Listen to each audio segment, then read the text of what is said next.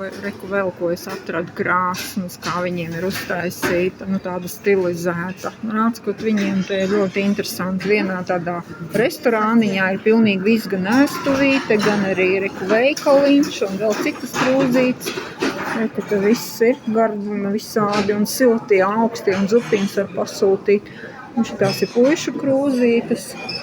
Un te ir apakšā viņiem tas vīna pagrabiņš ir, un šeit ir kur Sisī un Frants, Austrijas tātad ķeizars un viņa tā dāma. Sisī iemīļotā favorīta, un reku te visu kaut ko var arī iepirkt ar Sisī.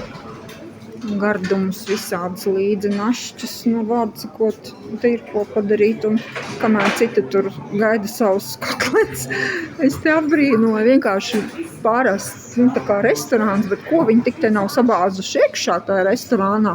Austrieši, arī punktieris, vai ne? Restorāns ir restorāns, bet te ir, kā saka, svežzemniekam arī ko pabrīnīties, ko paskatīties. Un tās ir viņu visu ražojums, kur arī tās rociņas ar to sirsniņu, tā saucamo, un porcelāns. Jā.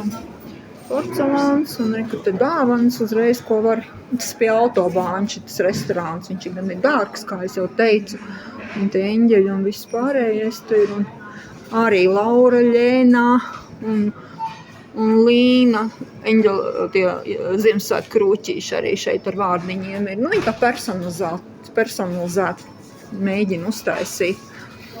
Tie magnētiņi un tie grabuļi visādi un saldumi, kārumi. Rācakot, es tieši tagad kārtīgāk papētīšu, tādu nelielu ekskursiju uztaisīju, bet man patīk šis te restorāniņš, jā, un noiešu vēl pagrabā, uztaisīšu nelielu reportāžu. Jā.